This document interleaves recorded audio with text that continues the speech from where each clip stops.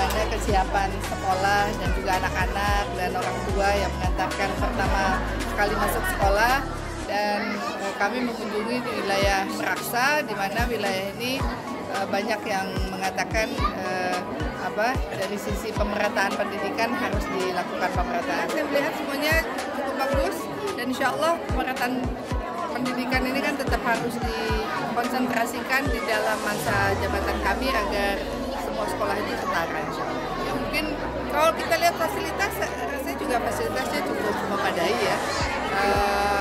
Dan tinggal bagaimana kualitas gurunya sama, kemudian fasilitas sekolahnya, metodologi belajar. Tapi kalau kita lihat dari kelas, penataan dan sebagainya, ya insya Allah kalau kita explore lagi ke depan jadi lebih baik. Himbauan saya kepada orang tua terutama, ya, jangan kadang-kadang anak-anaknya mandiri, orang tua yang kurang mandiri, jadi nggak percaya.